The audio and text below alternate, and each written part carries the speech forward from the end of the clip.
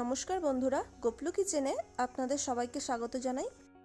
বাড়িতে হঠাৎ কোনো গেস্ট এসে গেলে ঝটপট আলু দিয়ে এই নাস্তাটা বানিয়ে নিতে পারেন। দারুণ ক্রিস্পি আর খেতেও খুব মজার হয় এটি। তাহলে দেখে নিন বন্ধুরা, খুবই কম সময়ের মধ্যে কিভাবে নাস্তাটি বানাবেন। আমি এখানে 3টে সেদ্ধ আলু নিয়েছি। আলুগুলোর আগে থেকেই দেখুন খোসা ছাড়িয়ে রেখেছি। এবার এগুলিকে গ্রেট করে নেব। তার জন্য একটি গ্রেটার নিয়ে নিয়েছি। আলুগুলোকে চাইলে হাত দিয়ে স্ম্যাশ করে নিতেও পারেন। দেখুন আমার সব আলুগুলো গ্রেট করা হয়ে গেছে। এবার এর মধ্যে কিছু মশলা মিশিয়ে নেব। দিয়ে দেব হাফ টিস্পুন বিট লবণ, হাফ টিস্পুন গোলমরিচ গুঁড়ো, half teaspoon chaat masala, half teaspoon গরম মশলা, হাফ টিস্পুন চিলি ফ্লেক আর হাফ টিস্পুন লাল লঙ্কার গুঁড়ো। এবার এর মধ্যে দিয়ে দেব একটা মিডিয়াম সাইজের কুচিয়ে রাখা পেঁয়াজ আর ধনেপাতা কুচি। এবার বাইন্ডিংয়ের জন্য আমি এখানে হাফ কাপ ময়দা অ্যাড করব। আপনারা চাইলে এখানে ব্রেড ক্রাম্বসও দিতে পারেন। এবার সমস্ত কিছুকে হাত দিয়ে খুব ভালো করে মাখিয়ে নেব একটা ডোয়ের আকারে।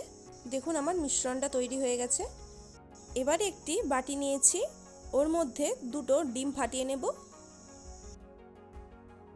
এর মধ্যে এবার কোয়ার্টার টিস্পুন বিট লবণ আর কোয়ার্টার টিস্পুন গোলমরিচ গুঁড়ো দিয়ে দেব। এবার এগুলিকে ভালো করে মিশিয়ে নিচ্ছি ডিমের সাথে। এরপর নিয়েছি ব্রেড ক্রাম্বস। আপনারা চাইলে এখানে বিস্কুটের গুঁড়োও নিতে পারেন।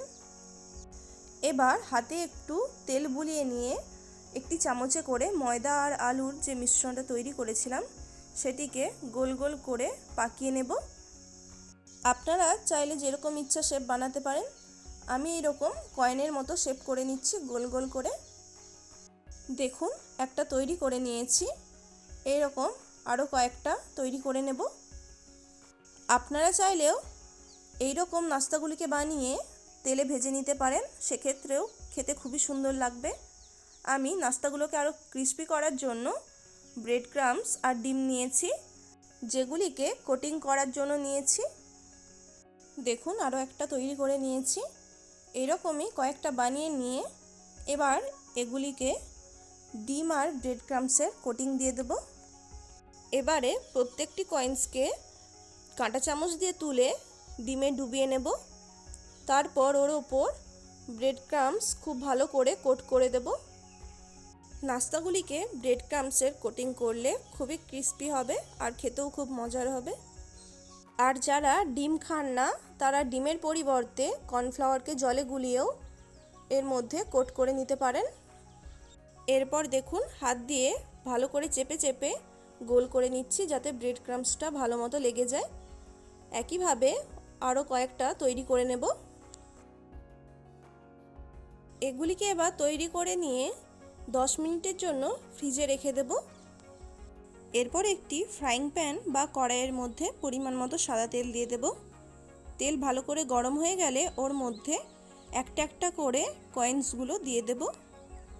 মিডিয়াম আঁচে এগুলিকে লাল করে ভেজে নিতে হবে। খুব বেশি আঁচ বাড়িয়ে রাখলে কিন্তু বাইরের কোটিংটা তাড়াতাড়ি লাল হয়ে যাবে আর ভেতরটা ঠিকমতো ভাজা হবে না। একটা সাইড ভাজা হয়ে গেলে অপর দিকটা উল্টে ভেজে নেব। দুদিকটাই বেশ লাল করে ভেজে নিতে হবে। দেখুন বন্ধুরা আমার একটা ব্যাচ ভাজা হয়ে গেছে। এগুলিকে এবার তুলে নেব। কতটা সুন্দর দেখতে হয়েছে দেখুন। এগুলিকে এবার একটি কিচেন টিস্যুর ওপর রেখে দেব যাতে এর মধ্যে থাকা এক্সট্রা তেল শুষে নেয়। একইভাবে পরের ব্যাচটাও ভেজে নেব। দেখতেই পেলেন বন্ধুরা কত কম সময়ের মধ্যে একদম মুখরোচক নাস্তা তৈরি হয়ে গেল। বাড়িতে গেস্ট আসলে ঝটপট এই রকম নাস্তা পরিবেশন করতে পারেন। ছোট থেকে বড় সবারই খুবই পছন্দ হবে।